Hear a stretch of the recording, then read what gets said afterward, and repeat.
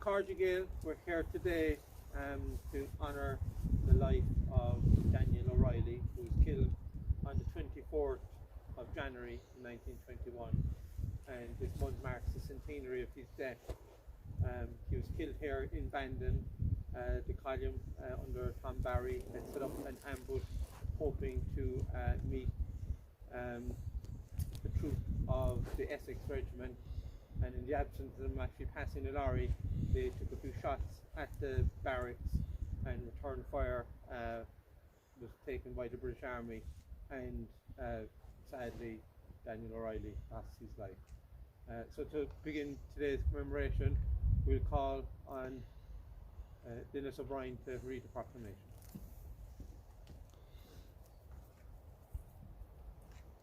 Public na Héireann, the provisional government of the Irish Republic to the people of Ireland.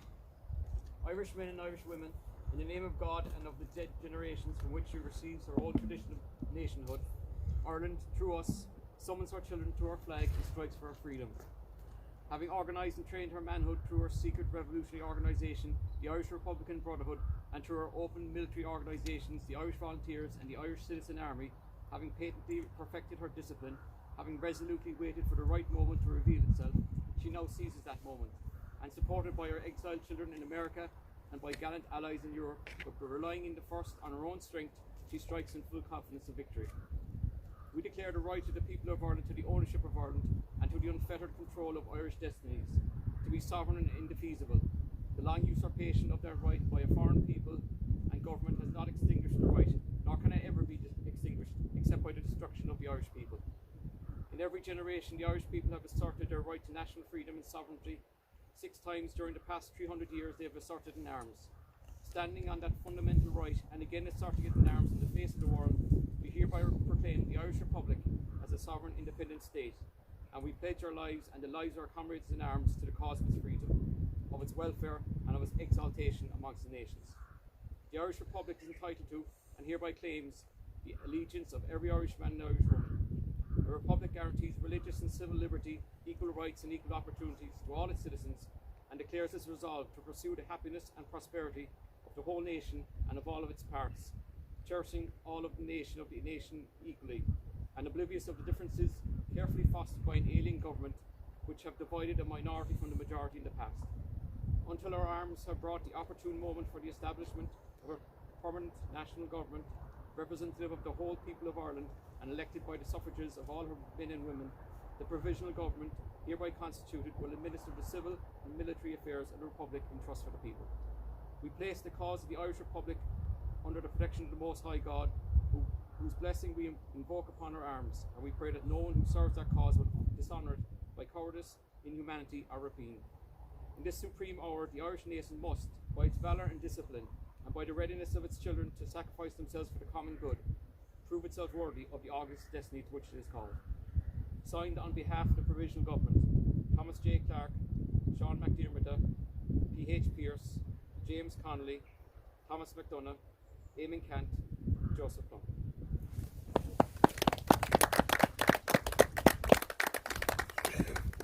Now I ask Eugene Butt to lay the read, and we'll have a minute's silence afterwards for Daniel O'Reilly and all the volunteers who gave their lives for Irish independence.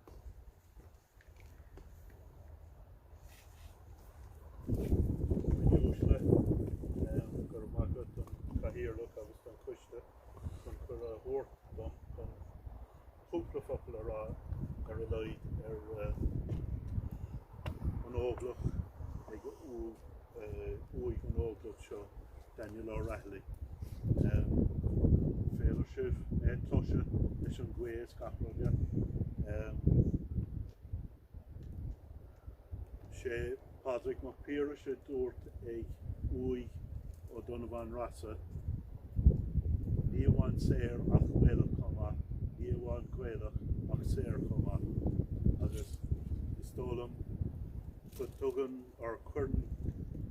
The Ilahar ag Ui and the head Daniel O'Reilly, Cedlin in Iega Voss son Saoirse agus Gweilú na Héireann.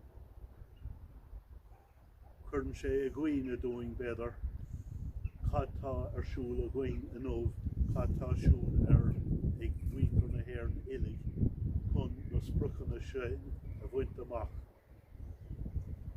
Is tólam nach bhfuil siad bhaint amach in Umlán agus before doing go léir sais recommitment I dhéanamh chuig na sprúchanna seo atá chomh son do tír seo. Ladies and gentlemen, we're at the grave of one volunteer here who was killed on the night of the 24th of January, Daniel O'Reilly. There are a few different accounts of how he was killed. The one I most believe is that when part of Tom Barry's 3rd West Cork Brigade Flying Column tried the attack that was done began at midnight on the 23rd of January on 2 barracks and the military barracks in Bandon. I suppose they probably were shooting it up just to cut in on their sleep so they couldn't be going around the countryside annoying people. But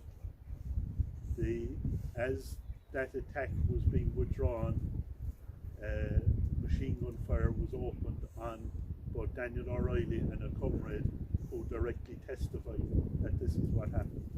And the machine gun fire cut into the field behind them. But when you looked around for Daniel O'Reilly was actually directly hit with a full blast of machine gun fire. And the relatives, when you look at the relatives, let's say, that were partly dependent on the work of Daniel O'Reilly because there were small farmers in this area out in Kilbrittain. They looked to see could they get some compensation, and they were refused compensation, even though he was one of the people on the farm that they were dependent on to actually produce whatever few things they could on the farm. But Daniel O'Reilly gave his life for all our freedom. He gave his life for our culture. He gave his life for our language. And I would feel that 100 years later, the Irish people, all of us, we're all guilty, still need to recommit to those things that are fundamental to any nation, our freedom and our own culture, our own language. So I suppose the best we can say about Daniel O'Reilly at this stage is that he is an active reminder to us of the importance of these things and the lack of achievement. Let's say we have achieved a lot, but we have a lot more to achieve, and I think that's the key message we should take away from the graveside of what was a 24-year-old man when he was killed. And I think of all of the anniversaries that we've done, we were just discussing it before we started the ceremony here today. I think 30 was the oldest man that we commemorated so far, the battalion commander in Fermoy, Michael Fitzgerald, who died on hunger strike at age 30. Every other person we've commemorated has been 25, 24, 20, 18. The amount of sacrifice that young men and women, because the women were out fighting just as good as the guys, made for our freedom, we should always remember it, and we should always re-energise what we do to see can we do more. I thank Moss McCormick for doing some of the research on this, and he asked me just to mention, because it's so difficult to get around to, we'd say, the pace of conflict that was going on this time 100 years ago was accelerating. The number of people being killed was increasing the whole time, and the weeks we're going into now, you had the like of the Dripsy ambush, the Clonmult ambush, in which a lot of volunteers were killed. There was another incident related where a shoemaker, a guy named John Toohey, was killed when his house was raided. He's reckoned to have been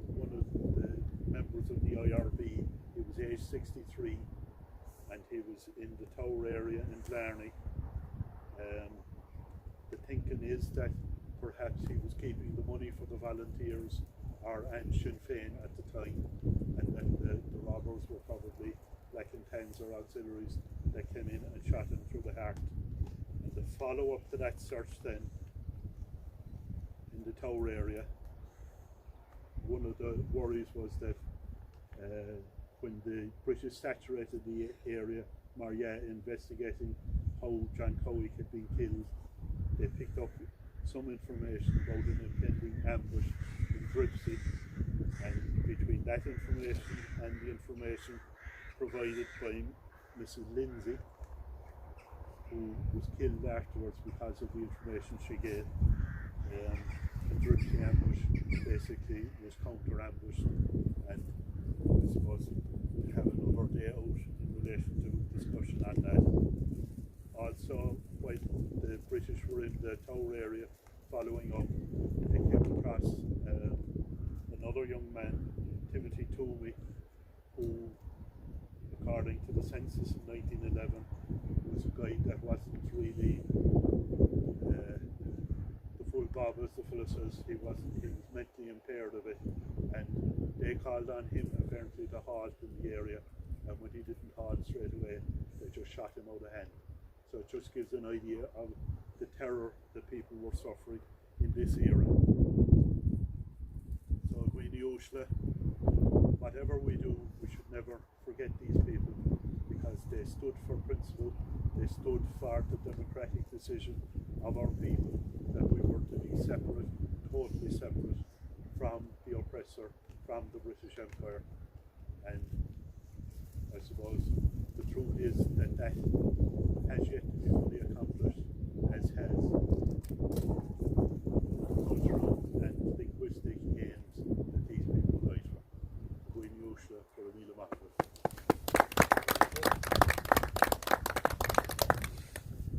Emila Mahmoud, Fergus, lovely few words.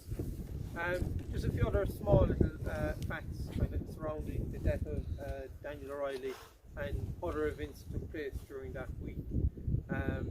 After the death of Daniel O'Reilly, the Essex Regiment went out to Kilbrittain and they occupied his family home for 3 days. Daniel's body was taken here to the local workhouse and they had the funeral here then straight away, so he never actually got to return home to be mourned, so he's buried here straight away in the Republican plot here. We said 2 nights after the column had split up in Bandon, so only half the column took part in that particular ambush, and the other half under Sean Hales had been camped on the other side of the river. But both of them had come back in about 2 nights later and had kind of led an attack in an RIC barracks in Shannon, which had been unsuccessful due to the problems again with explosives. Just to mention also that Daniel had been involved in the raid in the Kilbrittain barracks, so he was a very active volunteer, and as we said before, Kilbrittain was probably one of the most active units in the entire country, and in the region they lost the most amount of volunteers out of any company in Ireland at the time. Also in that kind of week surrounding the death of Daniel O'Reilly, the IRA set up an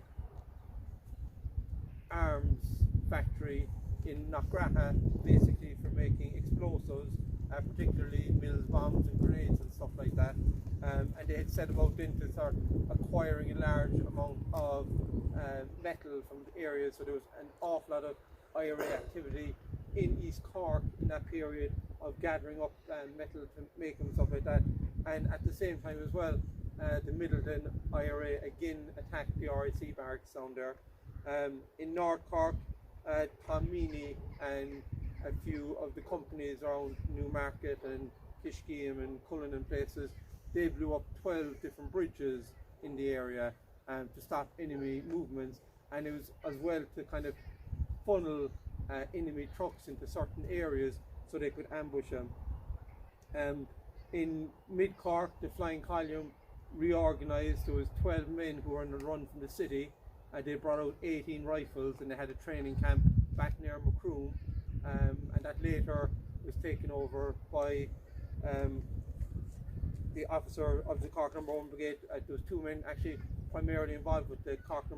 1 Brigade Flying Column, which was Mick Murphy, who was commandant of the 2nd Battalion, and Hagerty, who was OC then of the Cork No. 1 Brigade. Also, in the few days surrounding, there was an attack on the Castletown Road RIC barracks. There was an attack in Buttervent again in the RIC barracks. As we said, the Dripsy ambush took place on the 28th of January, which subsequently led to the execution of 5 volunteers and one quartermaster dying of wounds. And back in North Cork, Sean Moylan was involved in the Turin Gareth ambush, where they shot dead 2 RIC men, and there was a reprisal where the British came in and they burnt a large number of shops in Ballydesmond.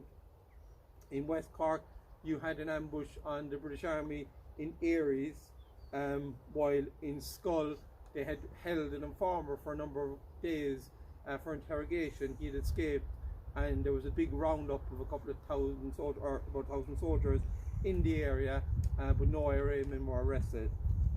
But in those 2 days, I think in that week alone that Daniel was killed, there was over 100 IRA men arrested in Cork. There was several arrested in Grenane places. There was several arrested in Rathcormac.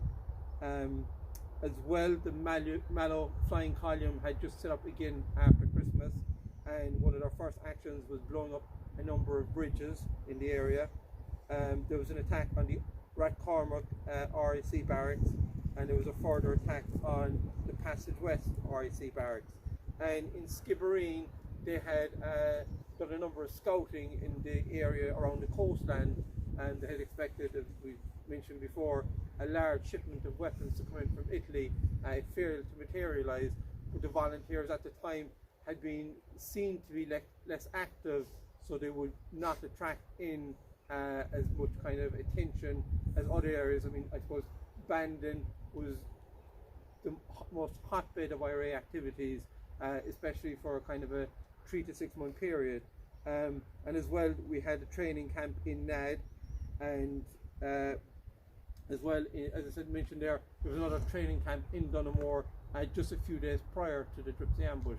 So just in the kind of days surrounding the death of Daniel O'Reilly, Cork was a very intensive spot for IRA activity and in trying to further the cause of national unity. So it's just to remember that many men and women had been active in the national struggle, who weren't killed, luckily, fortunately. But as we did mention before, February is probably the worst month, and going to March for the deaths in Cork, you know, you have probably about 30 volunteers losing their lives and stuff like that. So it's just well to kind of remember them as we move forward in our commemorative